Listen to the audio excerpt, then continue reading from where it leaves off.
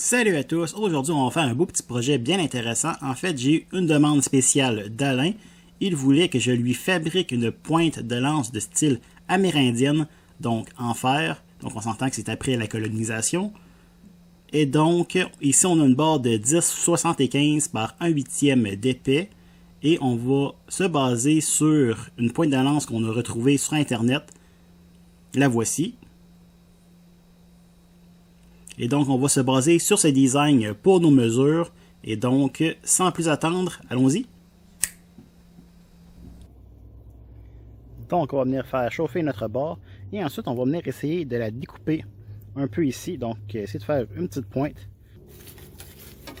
Je ne sais pas si c'est vrai ou pas, mais j'ai entendu dire qu'on était toujours mieux de couper le bout d'une barre qu'on venait d'acheter pour être sûr de ne pas avoir la fin de la barre lorsqu'elle a été formée et donc avoir peut-être dans sa construction un peu d'irrégularité. Donc on est mieux de toujours couper le bout.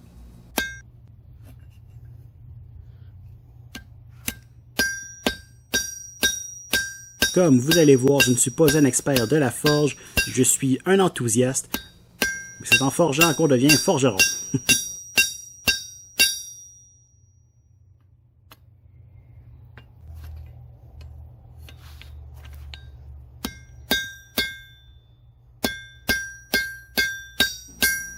Donc on vient couper un premier triangle au bout de la barre. Une fois refroidi, on est capable de vraiment finir de découper notre morceau. Et on fait la même chose pour l'autre côté.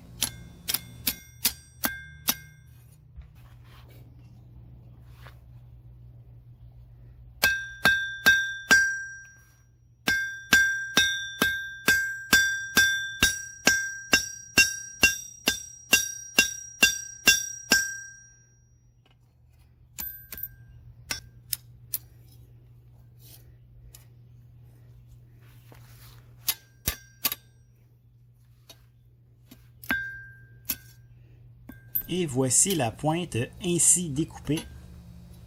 Donc maintenant, on va prendre notre morceau de métal et on va le travailler jusqu'à temps d'avoir la forme désirée de la pointe.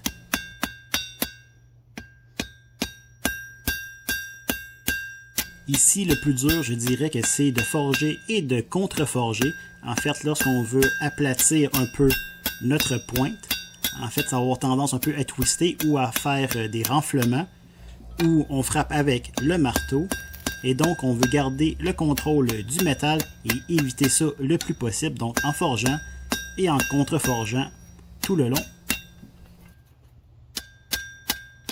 On se rappelle que le métal utilisé est 1/8 d'épais, donc quand même assez mince, donc ça ne laisse pas beaucoup de marge d'erreur et c'est facilement, comme je disais, twistable ou bien on peut facilement perdre le contrôle. Et donc j'aime mieux forger un peu plus lentement et m'assurer de bien garder mon métal en contrôle.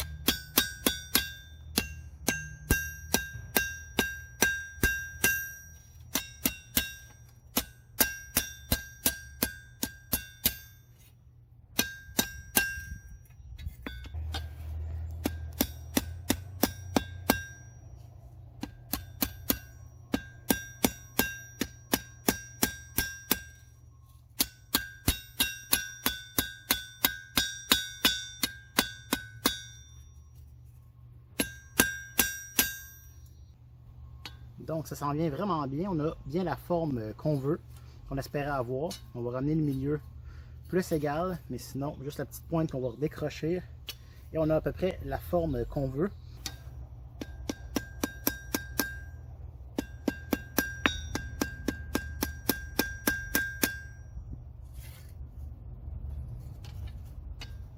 Donc ici, on va commencer à pincer le bord de notre pointe de lance pour venir lui donner un angle pour notre tranchant.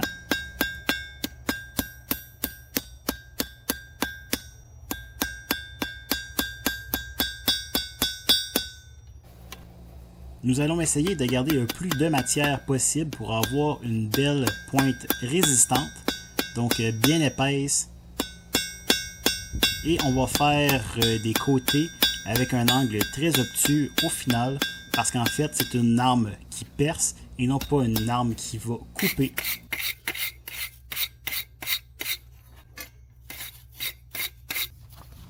Ici j'utilise le bord de l'enclume pour avoir une arête droite, pour voir si ma lame semble droite justement.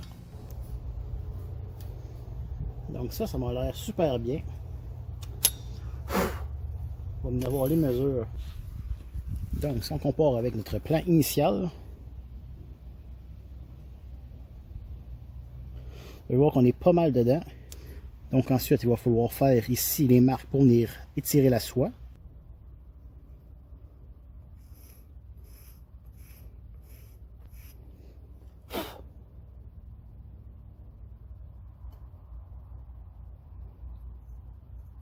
Donc à peu près ici, on va venir faire notre soie.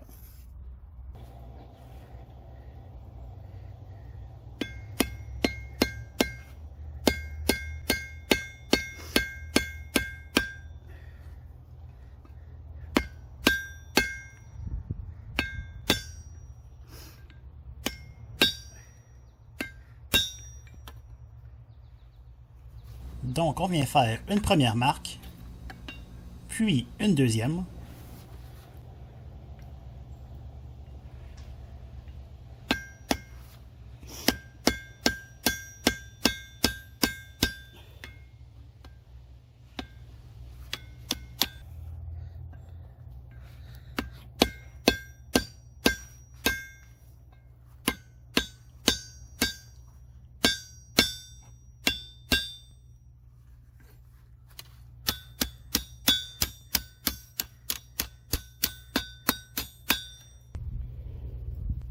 Vous savez quoi? Je pense que je vais le laisser refroidir et je vais ensuite seulement grinder un peu ici chaque côté. Comme ça va me donner l'espace pour travailler correctement. Avec un outil guillotine, ça aurait été assez simple de faire toute cette partie, mais là c'est un peu compliqué de cette manière-là. On pourrait essayer de prendre un coin, mais on a bien des chances de déformer d'autres choses. Donc le moyen le plus sûr et probablement le plus facile, ça va être de le grinder.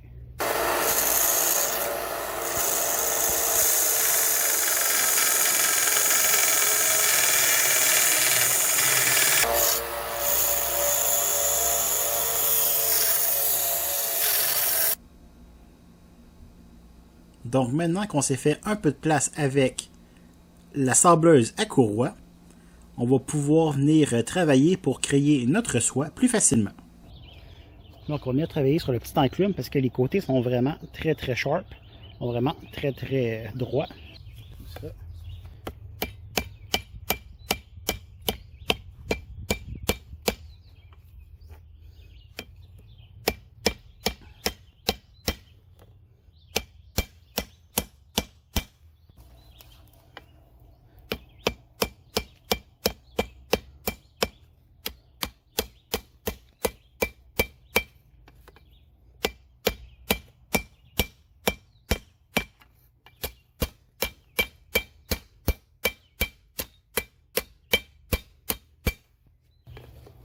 Et donc maintenant, on ramène le métal au milieu. Donc on essaie de réduire la largeur de notre soie. Ça, c'est vraiment beaucoup d'huile de bras. En fait, il faut vraiment écraser le métal et s'assurer de ne pas perdre la forme. Et vraiment venir étirer le tout.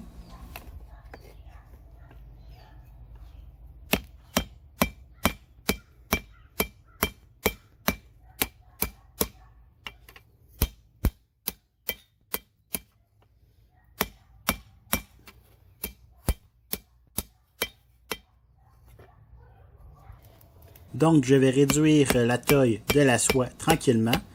Par contre, je vais passer quelques chauves pour que ça aille plus vite. En fait, l'idéal aurait été d'avoir un petit outil comme un petit bloc pour travailler une section à la fois de la soie. Tandis que là, vous allez voir comment on est. Ben, dans le fond, je travaille sur la largeur de l'enclume et ça n'a aucun sens. J'aurais peut-être dû travailler sur la bigorne de l'enclume, ce qui aurait facilité le tout. Donc, étirer certaines sections.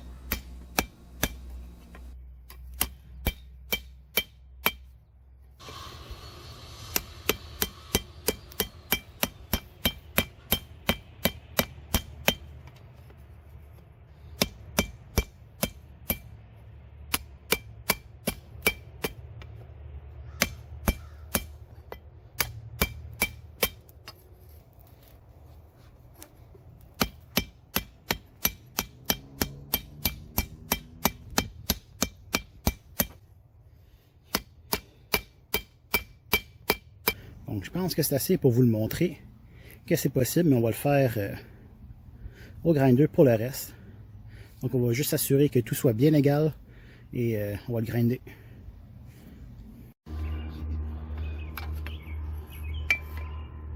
Donc, ici, on redresse le tout.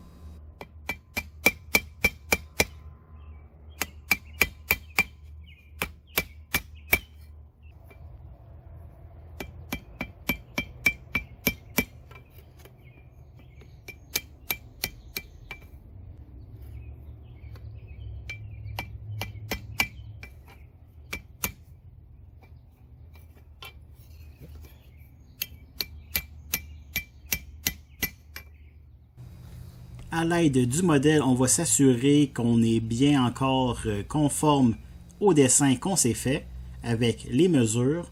On va regarder si le tout a l'air bien droit. Donc voici le résultat presque final. On peut voir qu'on a bien suivi nos mesures ici. Ensuite, il va nous rester notre soie. Comme je vous disais, on va sûrement la découper, mais on en a quand même étiré un bon bout. On aurait pu le faire, mais ça nous prend beaucoup de temps. Donc, on va laisser ça comme ça. Donc, on va prendre notre pointe de lance. On va la chauffer jusqu'à non magnétique. On va le tester avec un aimant. Et ensuite, on va le laisser refroidir. On va faire ça 3 fois. Ça va aider à enlever tout le stress qu'il peut y avoir dans le métal et à réduire la grosseur des grains.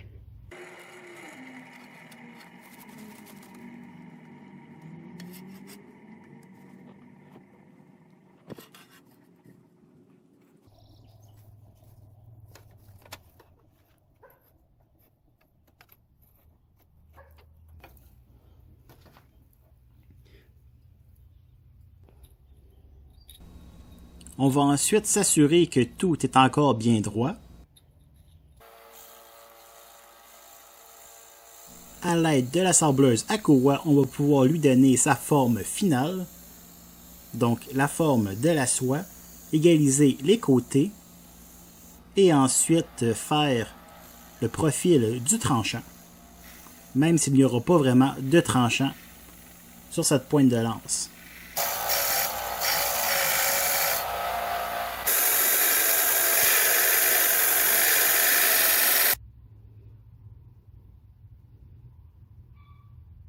Mon but, c'est vraiment de donner un angle très très large ici, un angle très obtus pour notre tranchant.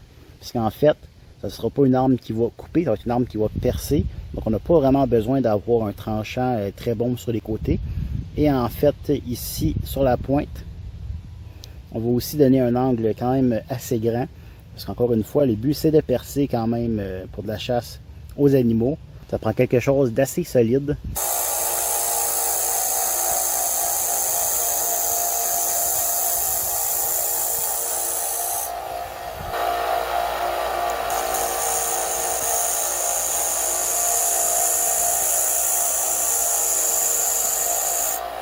Donc, on va préchauffer notre huile de canola.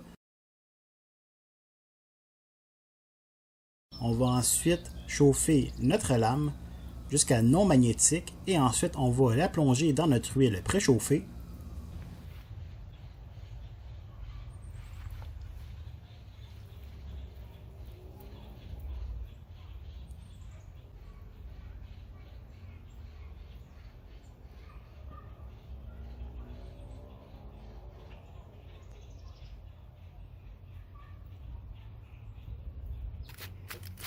Ensuite, on va prendre notre lame, on va la mettre dans du papier d'aluminium qu'on va mettre au four à 325 pendant 2 heures.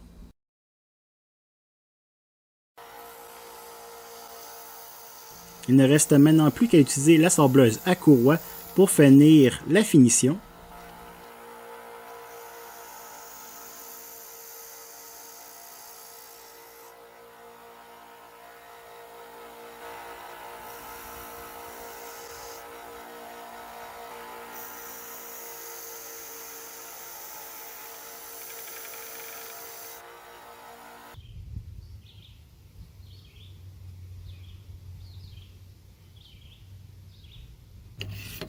Un peu d'aiguisage à la pierre.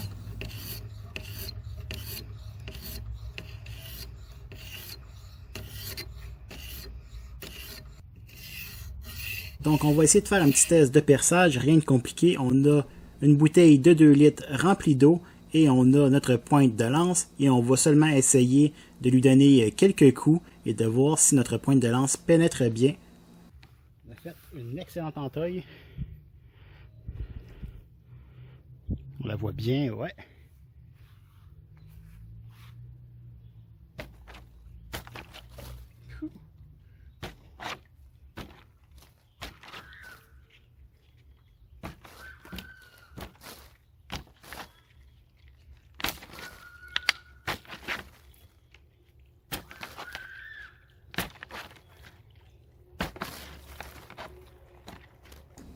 Comme on peut voir, il y a une bonne pénétration, donc super satisfait. Cette tête de lance peut tuer. Et voici le résultat final. Je suis vraiment très content du résultat de la pointe de lance de style amérindienne. Je trouve que le design est vraiment beau, la forme vraiment belle. Donc j'espère que ça va plaire à Alain. Et j'ai eu vraiment beaucoup de plaisir à réaliser ce projet. Donc j'espère que tu as aimé la vidéo. Si c'est le cas, laisse un j'aime et abonne-toi. Et je te dis à dans 2 semaines. Au revoir!